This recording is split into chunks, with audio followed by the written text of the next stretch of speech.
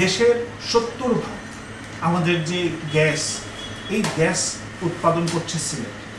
আমাদের যে বিদ্যুতের যতটুকু না আমাদের প্রয়োজন তার চাইতে বেশি উৎপাদন হচ্ছে এই সিলেট থেকে। যে গ্যাসগুলোর মাধ্যমে আমাদের চিটাগং, আমাদের ঢাকার কলকারখানাগুলো চলে, জাতীয় অর্থনীতি দাঁড়িয়ে থাকে যেগুলোর মাধ্যমে, সেগুলো সিলেট দিচ্ছে।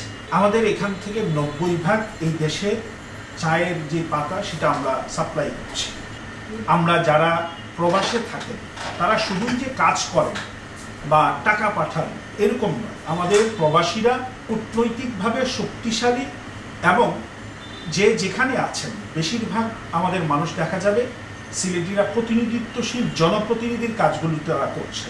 বাংলাদেশের এত কিছু আমরা সাপোর্ট দিচ্ছি, বাংলাদেশের অর্থনীতিকে সামনের দিকে এগিয়ে নেওয়া, ভবিষ্যৎকে নিরাপদ করার জন্য যে জায়গায় আমরা এত সাপোর্ট দিয়ে যাচ্ছি, ঠিক সেই জায়গায় আমাদের সাথে প্রত্যেক বছর বৈষম্য করা হচ্ছে।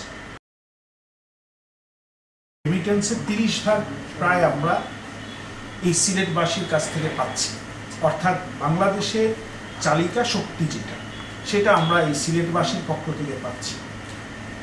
দেশের 70% আমাদের যে গ্যাস, এই গ্যাস উৎপাদন করছে সিলেট। আমাদের যে বিদ্যুতের যতটুকু না আমাদের প্রয়োজন তার চাইতে বেশি উৎপাদন হচ্ছে এই সিলেট থেকে। যে গ্যাসগুলোর মাধ্যমে আমাদের চিটাগং, আমাদের ঢাকার কলকারখানাগুলো চলে, জাতীয় অর্থনীতি দাঁড়িয়ে থাকে যেগুলোর মাধ্যমে, সেগুলো সিলেট দিচ্ছে। আমাদের এখান থেকে 90% এই দেশে চায়ের যে পাতা সেটা আমরা সাপ্লাই করছি। আমাদের এই সিলেটিদের মধ্য থেকে, সিলেটের মানুষের থেকে, আমরা যারা প্রবাসে থাকেন তারা শুধু যে কাজ করেন বা টাকা পাঠান এরকম নয়, আমাদের প্রবাসীরা অত্যন্ত কূটনৈতিকভাবে শক্তিশালী এবং যে যেখানে আছেন বেশিরভাগ আমাদের মানুষ দেখা যাবে সিলেটিরা প্রতিনিধিত্বশীল জনপ্রতিনিধির কাজগুলো তারা করছে। বিশেষ করে আমরা যদি ইংল্যান্ডের রাজনীতির দিকে দেখি তাহলে সেখানে স্থানীয় প্রতিনিধিত্ব করছেন অনেক বিশাল একটা সংখ্যা আমাদের এই সিলেটিদের মধ্যে আছে। আমরা যদি ভৌগোলিকভাবে দেখি আমাদের অবস্থানটা, আমাদের এই সিলেটের অবস্থান বাংলাদেশের এবং ভারতের ঠিক এমন একটি জায়গায় অবস্থান করছি আমরা, যেখান থেকে এই অত্র অঞ্চলে অর্থনৈতিক একটা গেটওয়ে হিসাবে যদি আমরা নিজেদেরকে উপস্থাপন করতে চাই, সেটাও আমাদের পক্ষে সম্ভব। আমরা এই জায়গায় থেকে, যেখান থেকে আমরা বাংলাদেশের এত কিছু আমরা সাপোর্ট দিচ্ছি, বাংলাদেশের অর্থনীতিকে সামনের দিকে এগিয়ে নেওয়ার জন্য, ভবিষ্যৎকে নিরাপদ করার জন্য যে জায়গায় আমরা এত সাপোর্ট দিয়ে যাচ্ছি, ঠিক সেই জায়গায় আমাদের সাথে প্রত্যেক বছর বৈষম্য করা হচ্ছে। বৈষম্য শুরু হয় বাজেট থেকে। আমরা বাজেটে একেবারে ন্যূনতম 1% যেটা আমাদের সিলেটের জন্য বরাদ্দ থাকে, বাজেট করা হয়, আমরা বরাদ্দ পাই না।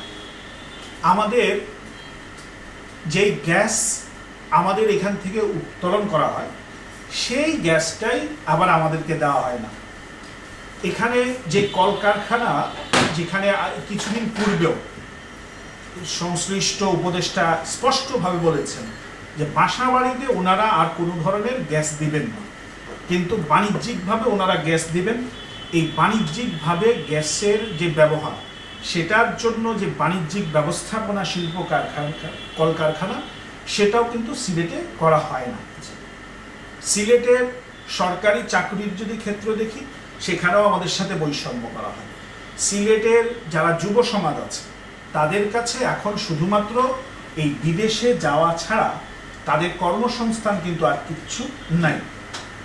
আমাদের এই সিলেটের যারা দেখেন, বিশেষ করে স্বাস্থ্য খাত থেকে ধরে অবকাঠামোগত উন্নয়ন, সব দিক থেকেই আমাদের সাথে বৈষম্য করা হয়। আমাদের কোনো রকমে একটা ওসমানী মেডিকেল হাসপাতাল আছে, এই মেডিকেল হাসপাতালে কয়েক গুণ ধারণ ক্ষমতার কয়েক গুণ বেশি মানুষ প্রতিনিয়ত সেখানে অবস্থান করছে। আমাদের যে সদর হাসপাতালগুলো বিভিন্ন উপজেলা কেন্দ্রিক আছে, বা যদি জেলার সিলেট বিভাগের অন্যান্য জেলার কথা বলি, সেই হাসপাতালগুলোতে যখন মানুষ যায় যিনি অসুস্থ থাকেন তার সাথে যিনি ভালো থাকেন, যিনি তার সেবা শুশ্রূষার জন্য তার সাথে যান, তিনি প্রায় অর্ধেক অসুস্থ হয়ে তার সাথে বের হয়ে আসেন। আমাদের শিক্ষা কেন্দ্রিক যদি আমরা দেখি, আমাদের বরাদ্দ বা আমাদের অবকাঠামোগত উন্নয়ন, এই সিলেট অঞ্চলের বেশিরভাগ প্রবাসী, যারা প্রবাসে অবস্থান করেন, নিজেদের বাবার নামে অথবা কারো নামে, নিজেদের মুরব্বী দাদার নামে, দাদির নামে বিভিন্ন শিক্ষা প্রতিষ্ঠান করে সমাজকে সাপোর্ট দিয়ে যাচ্ছে। কিন্তু এই সিলেট এত কিছু দেওয়ার পরে সিলেটের সাথে এই কেন্দ্রিক বৈষম্য আমাদের প্রতিনিয়ত করা হচ্ছে।